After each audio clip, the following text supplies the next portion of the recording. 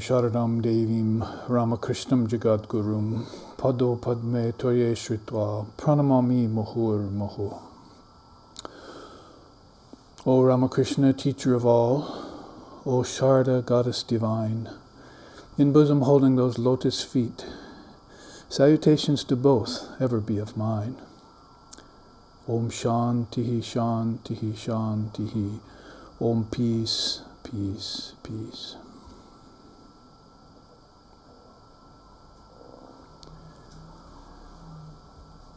This morning we meet for Satsang, that is the gathering of a Sangha to discuss Sat, truth, or pure existence, is also another definition for that word.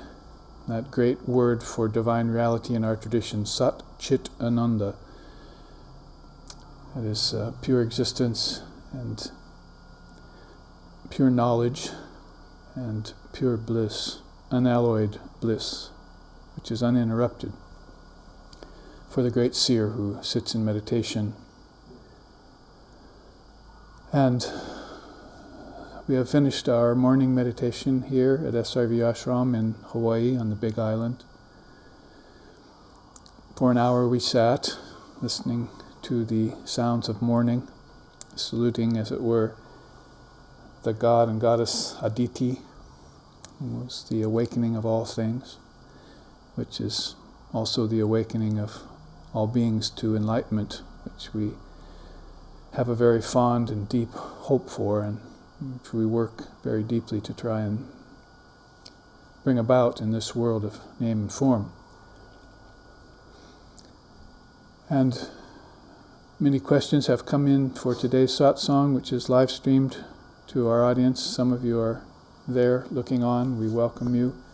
And we plunge right into Atmavichara, that is the inquiry into the nature of the self through this wonderful tradition that we're a part of called Vedanta, which includes in its scope yoga and Tantra and Samkhya and Buddhism and other very fine darshanas, or clear ways of seeing truth in India. We are surrounded by a host of them when we take to the Indian path, which is one of our great boons. Just like we're surrounded by many, many deities, those of us who practice deity yoga, which is a very important part of our spiritual life, understand this, and that's where the first question comes from. That's why I bring it up. This question is from one of our students all the way in Hungary, one of our young students who was here recently and who is now going to college there. And he asks, or he says, in the different Vedic scriptures there are various gods and goddesses who are lifted to the loftiest positions and celebrated as Supreme Divinity.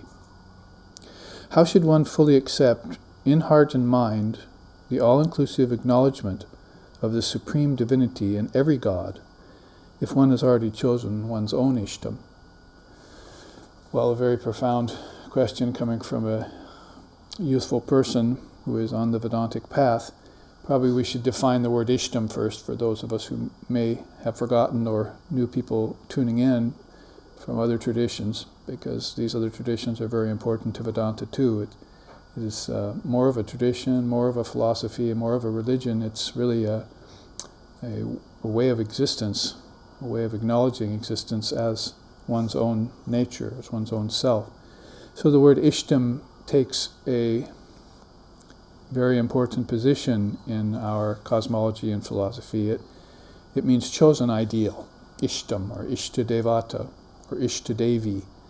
It could be male, it can be female. Obviously, it's God with form. Whereas in Vedanta, we don't have any problem, or we shouldn't have any problem with acknowledging both the formless reality, called Brahman, and God with form, called Ishvara. There's another root for that Sanskrit word Ishtam. The chosen ideal. And as Christ said, you get to the Father through the Son. So that's the idea also in Vedanta, that through rituals and worship and through acknowledging these gods and goddesses, as he says here, one begins to understand the nature of manifestation, of expression. And one's ishtam helps one very much in deep meditation, because it's not really possible for the human soul, as heavily laden as it is in this day and age with concepts and relative ideologies and name and form and passions and desires and sankalpas and samskaras, if you know those words. That is basically habits of projection and mental impressions from previous lifetimes. It's not very easy for that being plagued or heavily laden with those types of things to jump from the lowest step to the highest step. Sri Ramakrishna said, you may be a good high jumper, and you could perch on the lowest step and in one huge leap make it to the top step, but you would never know what the steps in the middle were ever made of, because you would pass them by, and you would have to go back later and take them up, and some question in your mind, I wonder what those middle steps were like. So he's talking about this avastas, stage by stage growth in spiritual life, which is very important. Actually, it's good to sit and meditate. Some people naturally take to that path. If they've mastered meditation in a previous lifetime, we have no problem with that. But such is the case so often that so many people sit to meditate without knowing the kingdoms of heaven within them, without knowing the deities, and without knowing the steps of cosmology, or without taking a philosophy, without studying the scriptures, without consulting a guru. All of these things are vitally important to the greater percentage of mankind. So you begin by exploring these steps. Eventually you'll find out, as Ramakrishna concluded the story, that the low step and the highest step and the middle steps are made of the same materials: brick, lime dust, wood. But you don't know that in the beginning. And so to say then, you don't know that God with form and God without form are really the same thing. Brahman and Ishvara are really the very same thing. One is just expressing its nature, and the other is keeping its nature indrawn. One's formless and one has form. And there's really no problem with that once you define and understand the way and come to know the way that Brahman expresses itself through its own modes of awareness. That's how Gaudapada puts it in the non-dual philosophy. Brahman expresses itself through its own modes. Atman imagines itself by its own powers, called Shakti. So, with a little bit of philosophical background around that question, we can take it more specifically. How should one fully accept in heart and mind this acknowledgement of the Supreme Divinity in every God and still keep one's fealty to one's own ishtam? Actually, the question would probably be better put as a statement. It's not how should one fully accept, it is one should accept fully. And that has to do, as is so nicely put here, with heart and mind. That is, if the heart doesn't accept that all-pervasive divinity in every form, not just the forms of gods and goddesses, but also the forms of other beings, the ones you love, even the ones you don't love, the ones that you hate. It has to be this sort of equal regard for all living beings, sensitivity, non-violence, non-hurtfulness, non-harming, and that kind of thing has to be there in regard to everyone and everything. And that's, of course, mentioned by all the great beings in all scriptures. So heart and mind, if the heart does not accept that, then it becomes emotional and weak. Now, if the mind doesn't accept it, it becomes narrow and sterile, and it can't form a philosophical basis. It can't accept the ideologies of the different philosophies and the various religious traditions of the world. So that was how I would answer the first 6 words of that sentence. How should one? One should. And then heart and mind, yes, very good. Open up the heart and mind to a universal level, accept the divinity in all beings, all gods, all goddesses, all ishtams. Then he ends up by saying, if one's already chosen one's ishtam, then how does one, as it were, regard other ishtams? With this same universal and non-judgmental tact that you've just developed. Basically, you could say here, in India, for instance, we give the example, there are really 5 main deities. There are many, many other supportive deities. But 5 main deities are there. You could say Vishnu, or we would call Krishna, and Shiva, and Divine Mother. She has her own religion in India, which is unique in all the world. And then Ganapatya, or Ganesha, the elephant-headed god, is very popular. And then Surya, sun, worship of the sun, not just as a golden orb in the sky, we say, but as like the first light of dawn, the dawning of awareness, the sun of knowledge, if you will. So you could see, like, even in that instance, a god or a goddess of the sun wouldn't just be worshipped as the sun, but it would be worshipped as the light that it brings. And the light that it brings, not just on the physical level, but the light that it brings on the mental level, on the intellectual level, on the spiritual level.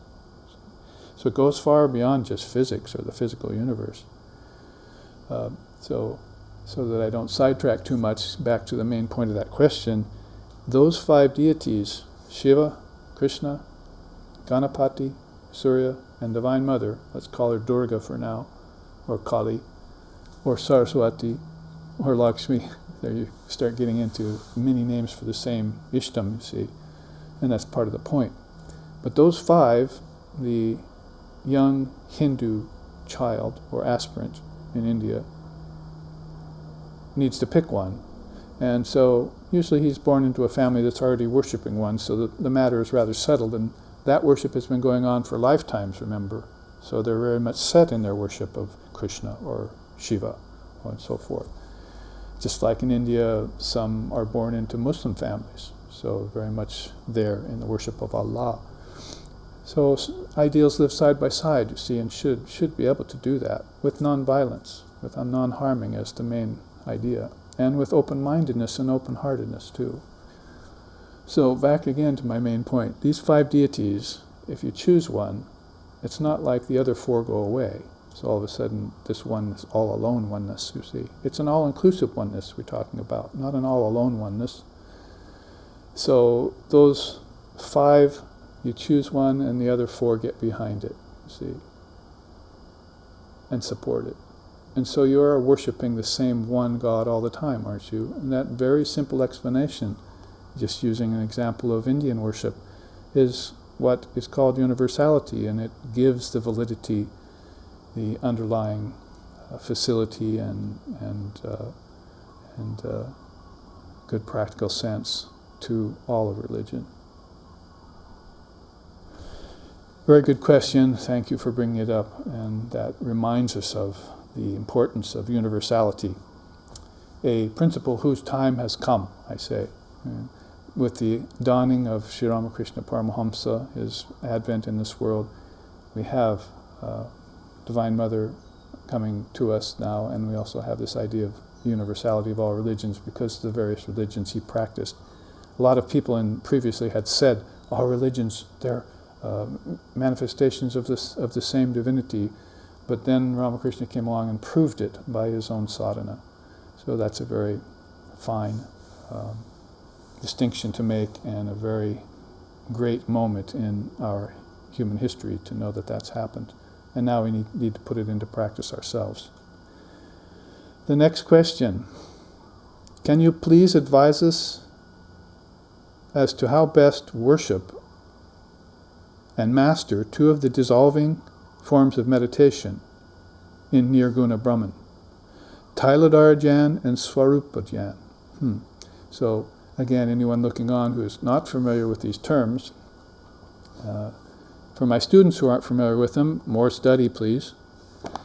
And for those of you who are tuning in new, no problem, we'll explain them for you. Basically, first of all, Nirguna Brahman is the term for formless reality, which we were just talking about. Actually, we weren't talking about it that much. The next question is, I don't understand the non-touch yoga. And I was going to say, well, it's also the non-speak yoga. You can't really talk about it. But back to this question, Nirguna Brahman is something you can't speak about, and so we didn't. We spoke about the 5 forms of God Those are called Ishtam or Ishvara. And those are how you get to non-dual reality, through the sun, through this great form of God who is the master of the universe, who is the father of the universe, or the mother of the universe. That, having been said again, we're saying it in correlation with Nirguna Brahman. So God with form is Saguna, with attributes. God without form is Nirguna, without attributes. Gunas are attributes. We know there can be many gunas, really, but there are three main ones. And that's a subject for a class, really, or for a series of classes. But just think of attributes or not, or non-attributes. So that defines a little bit Nirguna Brahman. And then he talks about two types of forms of meditation on the formless. Tailadhara Jnana and Swarupa Jnana. Tailadhara means the flow of oil from one beaker to another. If you were to take two beakers and one was full of water and the other was empty, and you start to pour it, quite possibly you'd get a lot of splashing going on. But from a beaker of oil to another beaker of oil is just one perfect rainbow arc of oil flowing from one beaker into the other. The idea in that meditation is that your concentration, the concentration of your beaker, that's your mind, the contents of it, are going into the contents of the ocean. It's like river to ocean. See? And so you hold that unbroken. So if you sit to do Tailadhara Jnana meditation in our tradition, then you sit, you focus, and that's it. You just pour yourself into your Ishtam. The Ishtam here, though, is not form. It does not have a form. That would be Saguna Brahman meditation. There are 6 different forms of that. But this particular two forms he's talking about is formless. I want to now go formless. I want to shut off my senses. I want to shut down my mind. I want to shut out the world. And I want to go formless. Because I've heard that the Almighty Father, Brahman, Allah, is formless, and that one meditates on that, one becomes that. See, so I must have that experience once in my lifetime. Hopefully more than once, but at least once. So that's Tailadhara Jnana for the viewers and for the ashramites here listening, as a reminder. Swarupa Jnana just means to meditate on your essence. And so that's more of a I am meditation rather than I am going to become. Tailadhara Jnana has a slight distinction of I am going to flow into Brahman. But Swarupa Jnana means I am Brahman. I don't need to flow. I'm already that, you see. So 2 very beautiful and distinct forms of formless meditation that we can practice. Now, to the point of his real question here, this devotee is from Oregon, and our SRB chapter there. He says, how best to practice and master those? Well, it's a non-speak type of yoga. It's a non-speak type of practice you're doing, so I can't tell you a lot about it. I can give you a few keys and a couple secrets. For Tailadhara Jnana, think of a waterfall. Just take a waterfall as your Ishtam, as your form. Imagine if you spent all day and all night at the edge of a waterfall. What would you eventually become aware of? That it doesn't stop, that it's continually flowing. There's no end to the flow. And the sound, the beautiful sound, you see, it just permeates you and causes you great peace, doesn't it? You feel completely washed through and through, as if the waterfall itself got into all the pores of your body and just cleaned it out, you see. So it's a very beautiful envisionment meditation, visualization meditation. And it's rather a Upasana type of meditation, like in Buddhism. So you just take that because it's what we call an alambana in yoga. An alambana is something you take as a support for your meditation. You could take one of these images on the altar to my left, see. I could even take off of that a bell off of the altar. It doesn't have to be the image of a personality. I could take a bell, or I could take the icon of Rama and Sita there and take that off and meditate on it. That's called a support for your meditation. Why is it so beautiful? Because it keeps you from thinking of other things. Just put it that simply. Your mind is scattered. You can't focus. So take an ishtam, take an alambana, take a pratika or a pratima, they're called, symbols, images. Take an om sign. Take a candle in a windless place. That's how we ended our meditation today, chanting Yato Dipo Nivatastu Nengate Sopama Shmritta Yogino Yata Chitasya Yunjato Yoga Atmanaha. That's out of the Bhagavad Gita. Means like a candle in a windless place. The mind of the yogi becomes like that. See?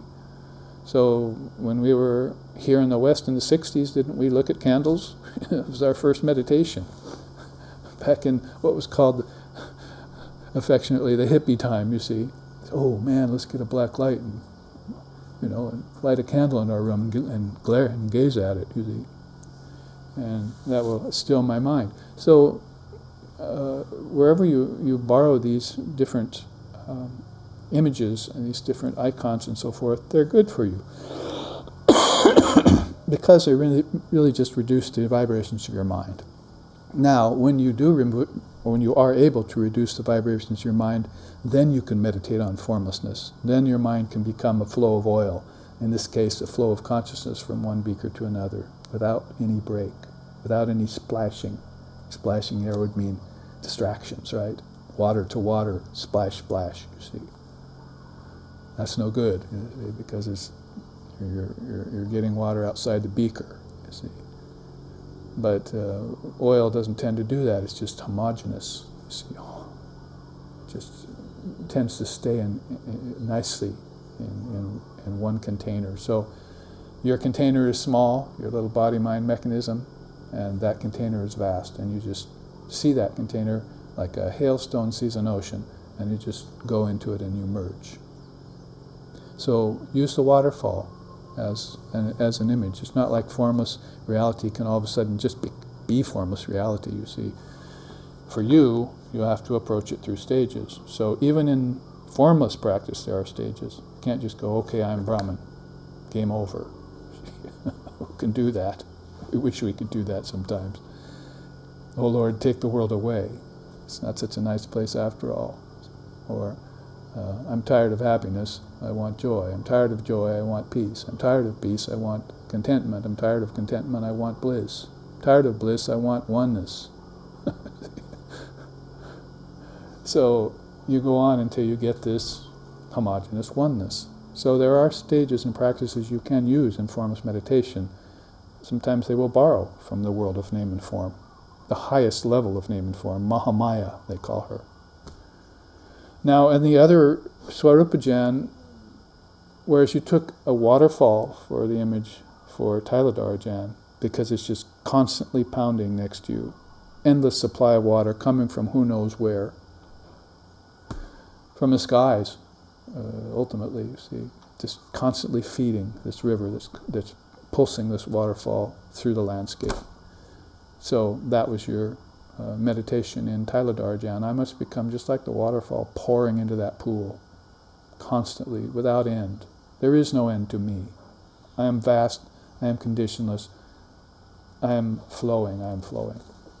Now for Swarupajan, use the ocean. Ocean, you see, has everything flowing into it, but it itself is so vast you cannot see where its waters comes from. You'll just have to sort of imagine the amounts of rainfall and the amounts of rivers, the many rivers that flow into it. So for that, it's an essence, isn't it? It's just one still, homogeneous essence. So Swarupajan is like that. I am now the ocean. I am just contemplating the infinite nature of my own consciousness, which is one with the consciousness of Brahman. I and my Father are one. Aham Brahmasmi. I am Brahman. I am that ocean. And so this is a cut to the chase meditation for those who are ready for it. So let's maybe get rid of some of these limited concepts that formless meditation is either empty. Oh yes, it's empty of form, and it's empty of name, and it's empty of suffering. It's empty of laziness and restlessness. It's a good thing it is empty of those things, but it's not empty of essence. And that will be proven to you in Swarupajan, because the word Swarupa means essence. You are that essence. And you cannot be anything but that essence. That's your true nature. You're an unproduced essence. You cannot create a soul. You cannot even create a world. It just is, always. It's just whether it's come into form or not. That's all. And when it has come into form, you'll have to deal with those gunas, saguna, all those attributes, and the best way to deal with them is with an ishtam, with an ideal, Vivekananda says. And if there's no form there, then it doesn't matter, does it? You're one with the essence. So, no mind, no matter, never mind. This is how my teacher used to put that. That is, if there's no mind, there will be no matter. See, if there's no matter, then never mind. There's no issue in the first place. So when matter's gone, you are that essence. But when mind comes dancing back, you're going to have to deal with name and form. Best way to do that is with upasana jhana, with meditations on higher forms. Because why? Because people are meditating on the lower forms all the time. Everyone's meditating. It's just, what is the quality of your meditation? Is the quality of your meditation the TV? You're meditating on that all the time? Or is it brooding on your imperfections? Or is it lust or anger or greed or envy or jealousy? Or is it power hunger? What is the quality of your meditation? Everything is divine reality. And where are you located personally on that scope, on that scale of possibilities for meditation? Where are you located? Locate your consciousness higher. See, higher. That means deeper, deeper to these divine realities. And then you will awake and you will find your way. Now, I hope that was sufficient for that question. We're taking about 15 minutes, hopefully, for each of these questions. Third one is, I don't understand why non-touch yoga is called non-touch yoga. Please explain. Well, this comes from our last 3 classes on Asparsha yoga, the non-touch yoga of Gaudapada. That has been what we've been going through over the last 3 Sundays. Today is the 4th Sunday. We will go through, has it been 3 Sundays or has it been 2? I think it's 3 Sundays. Our 4th day, our 4th Sunday now, that class is now today, and you can tune in at 2:30 Hawaiian time, or the appropriate time in your own time zone, to hear 3 hours of speaking about Asparsha yoga, non-touch yoga. So this question comes from that. Why is it called non-touch yoga? Because there has to be some great way, the great way, all capitalized, you see, which epitomizes what we were just talking about, Tailadara Jhana or Swarupa Jhana. What epitomizes what's beyond Ishvara, what's beyond God with form, the divine reality itself. I and my Father are one type of thinking. See, this ocean of consciousness that all forms get dissolved in. All things, all forms are soluble into Brahman, we say in Vedanta, into that vast, conditionless reality. You'll have to meditate on that and realize your identity with that before you actually fully comprehend that. Until then, it'll be a rather intellectual experience for you, which is what the next question is, which is coming. So, but non-touch yoga can also mean non-hearing yoga, because it goes beyond Om. See what Gaudapada is talking about. He talks about first Om and its 3 matras, waking, dreaming, and deep sleep. And then the 4th called Turiya. So he's talking about 4 states of consciousness. So it's going to take, for example, non-hearing yoga, if we want to talk about it that way. First you hear things outwardly, don't you, with your ears. Then you go into dream tonight and you hear things inwardly, right? Because you have inner ears, right? You don't just have an inner eye, you also have an inner ear. And when you go into deep sleep, it's like that waterfall that you were just sitting next to all day for 24 hours, day and night. It saturates you and all you can hear is that sound. Even when you leave the waterfall and go away to the city, the sound of the waterfall still keeps in your consciousness, doesn't it, for hours. So in the same way, if you've gone into deep sleep for a good long time, then you come out. The reason why you're not identifying so much with the outer world is because you were saturated in the word Om, and it hums constantly, and you got close to that hum. You got close to that waterfall. Maybe you even immersed in it and let it pour on top of you, you see. So you go beyond that when you go to the Almighty Father, to Allah, to Brahman, to Satchidananda. You go beyond that. It's non-hearing. You see, even the sound of Om will disappear. So why not call it non-hearing yoga? Why not call it non-smelling yoga? Or, as I was just saying, non-seeing. Because John said in the Bible, no one has seen God. Well, he saw Jesus, didn't he? And Jesus was God with form. Jesus was Ishtam. Jesus had taken on name and form. Jesus wasn't the name and form. I hope we don't ever imagine that. And he wasn't the personality either. He took these on as assumptions. He was a formless reality. I am the light. Does light have form? It's everywhere, isn't it? Saturating everything. You can put it into a form, like into a light bulb or into a candle, then it's a pratika, or it's an image to meditate on. I've actually conditioned light here down to where I can understand it, you see. But the boundless ocean of Brahman, which is the light of consciousness, you cannot dumb that down. When you meditate on that, you become that. You just get saturated with it and you get sucked into it, just like a hailstone into an ocean. So let's call it the non-sight yoga. See, too. You can't see God. No one has ever seen God. We've only seen expressions of God walking around, and Jesus was one of the greatest of those. Well, this is basically what I'm saying. It's beyond the senses. That's one way of explaining it. The other way is, which I started to explain, was there has to be a philosophy, or even beyond philosophy, an open space beyond religion, as our founder Lex Hixon used to call it. And that epitomizes Swarupa Jan, Tailadara Jan, that actually says something, even if it's a non-speak way of saying it, about divine reality that's beyond form. It has to be pointed to, isn't it? Inference is a very powerful tool. It's a matter of faith for most people. And materialists and atheists and so forth will only use inference in a physical way. Say, for instance, I see smoke on that distant hill, so then I infer there's fire there. Well, then if you see form all around you, why don't you infer that there's a formless reality behind it? You see what I mean?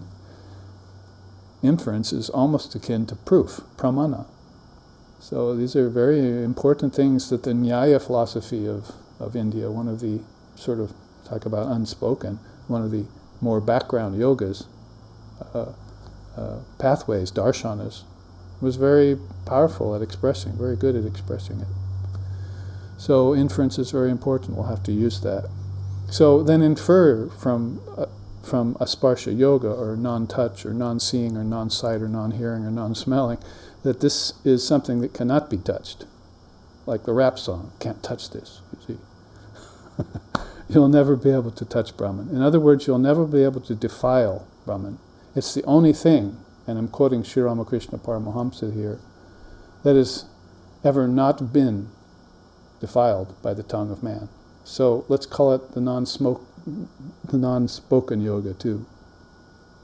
The non-speak yoga, you see. I think that probably gets across the point without laboring it too much more. Now, the final question here is, how can I get deeper than just a surface understanding of teachings?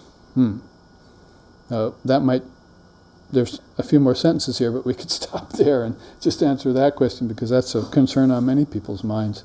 I'll take that up in a minute. To finish, for instance, there's the teaching of the 5 categories: existence, knowledge, bliss, name, and form. I can intellectualize that I am removing name and form from whatever object or situation I'm focused on, but I'm not consciously experiencing bliss, knowledge, or existence.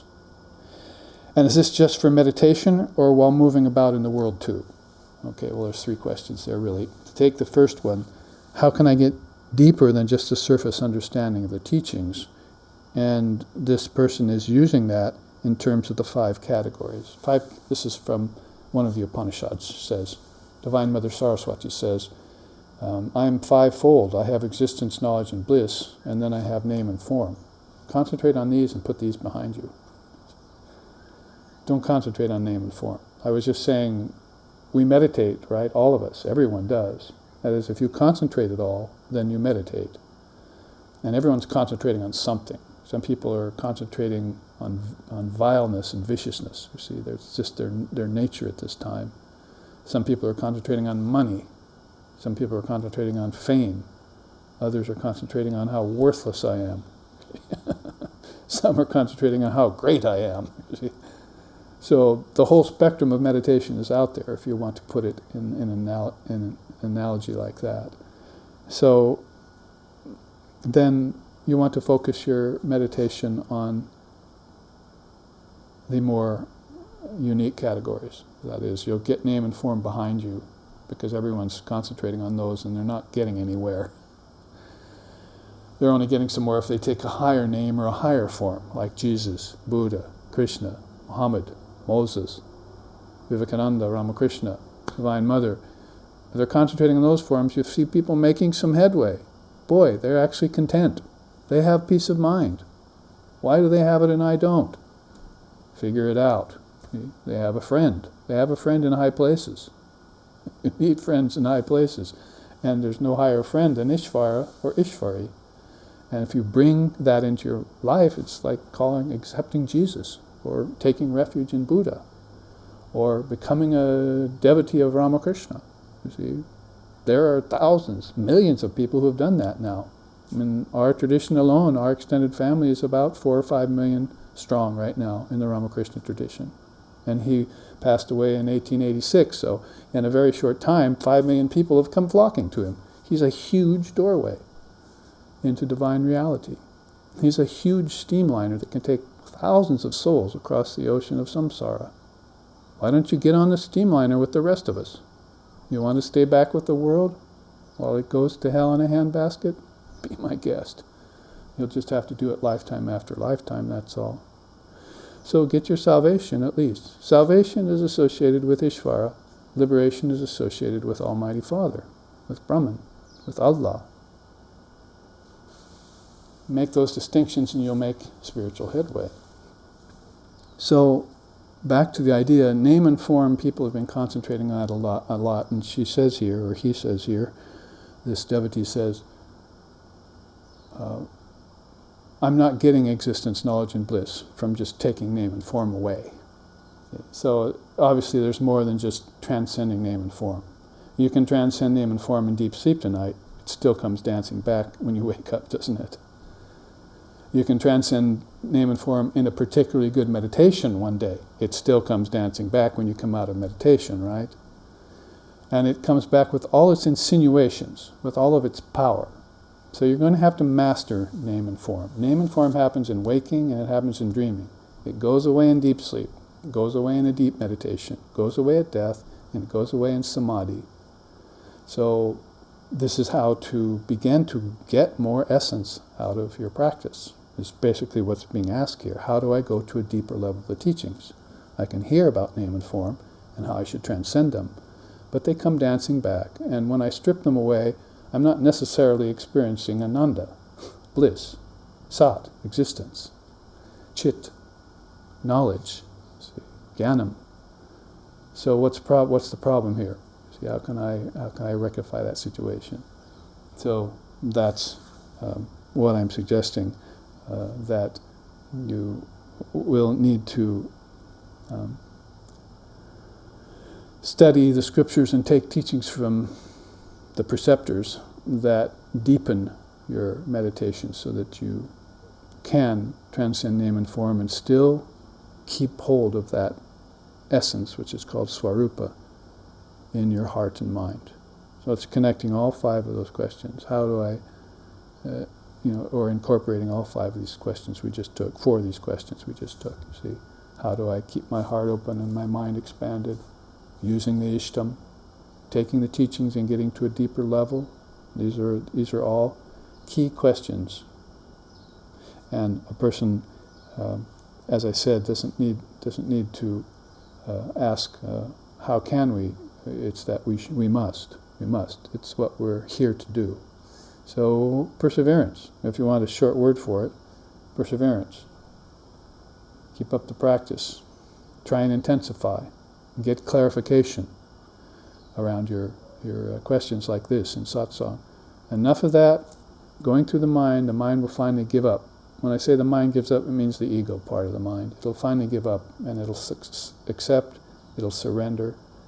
Then it'll take an ideal, an ishtam, and then it'll get to the formless Brahman through the sun. You see, it's all a matter of time well spent, instead of time wasted, spinning your wheels all the time, going nowhere faster.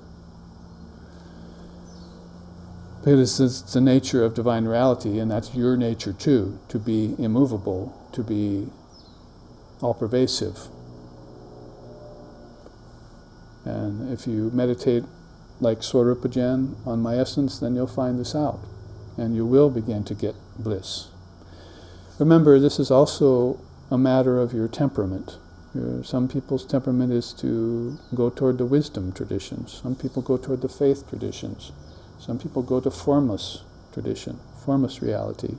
Their temperament draws them. And also their past lifetimes, what they've attained, draws them. But you must also know this, that some person who has attained formless samadhi in a previous lifetime might have jumped steps to do it. And so when they come back, they may be looking to fill in their knowledge, because you cannot be a good teacher if you don't know the cosmology. If you jump from the lowest to the highest step, and then all of a sudden you find yourself back in the body, and people ask you, well, come up to you and say, you really have a great light shining out of you. Can you tell me how you got that? And you tell them, no, I can't.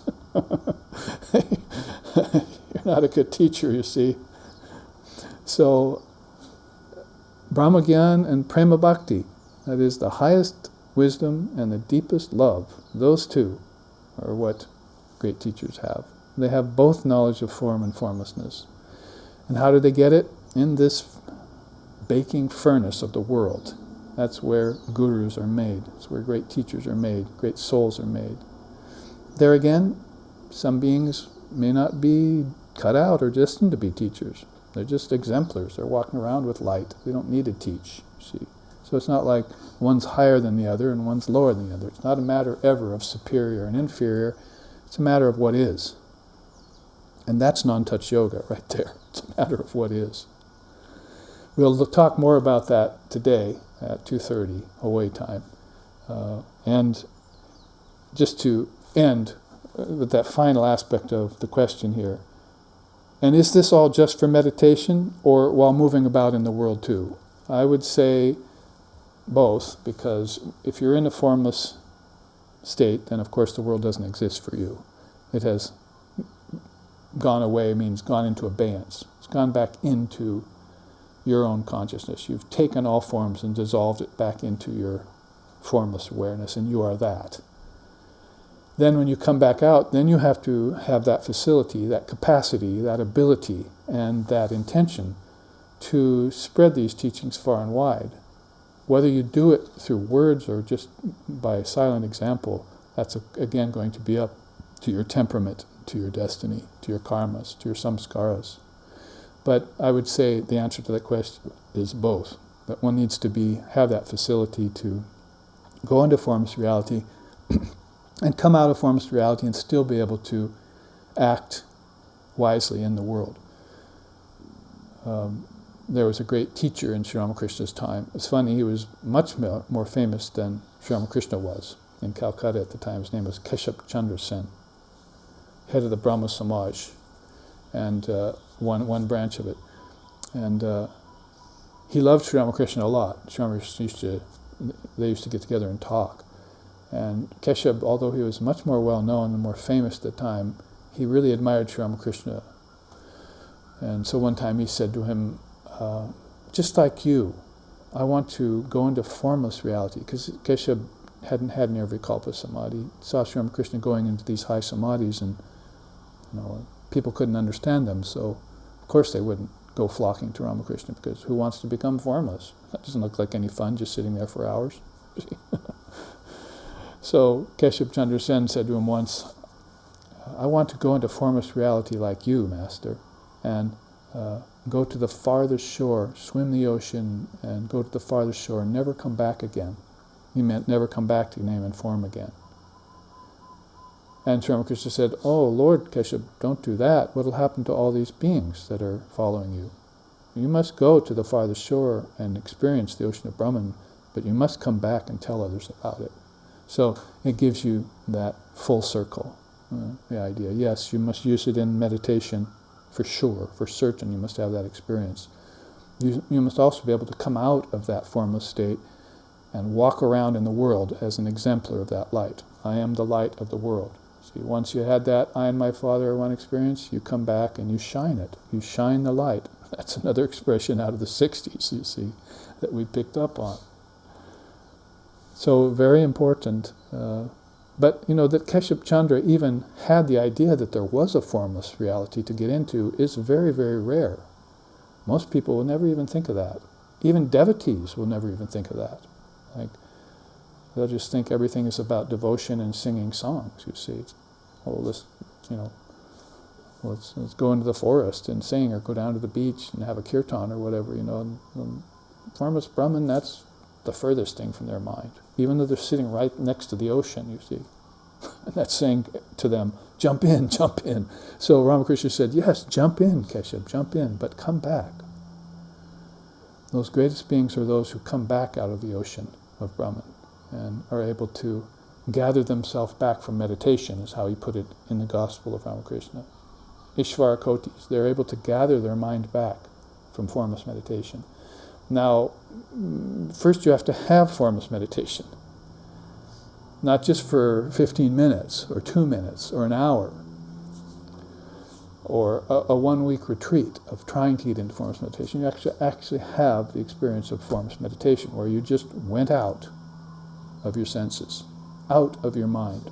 There's a beautiful song by Ram Prasad who says, "Oh Mother, drive me completely out of my mind. What need have I for rationale and knowledge?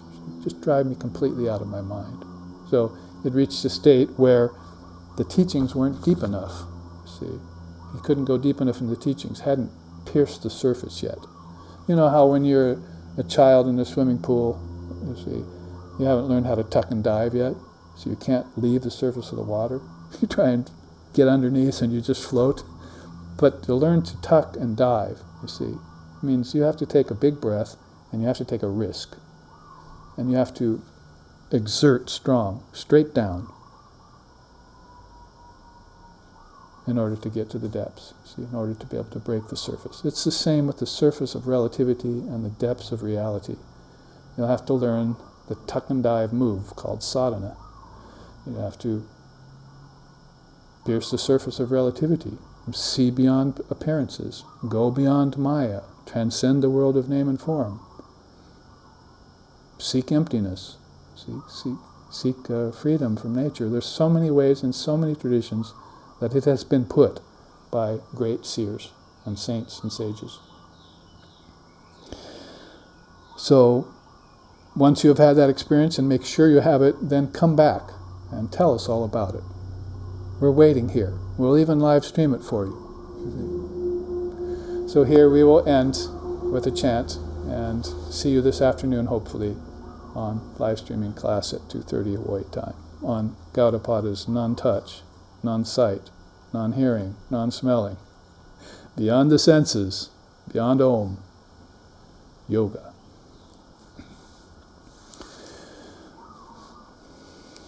Om Bhadram Karnibihi Shrinayama Devaha Bhadram Pasyema Akshajirya Jatraha Stirairangayishtushtivamsas Tanuvir Vyashema Devahitam Yadayuhu. May we see with these eyes what is good and spiritual, and may we hear with these ears what is noble and uplifting, And may we, while worshipping the Lord and Mother of the universe, with healthy minds and bodies, live a life which is beneficial to ourselves and to all other beings. Om peace, peace, peace. May peace be unto us, may peace be unto all. Om Hari Om.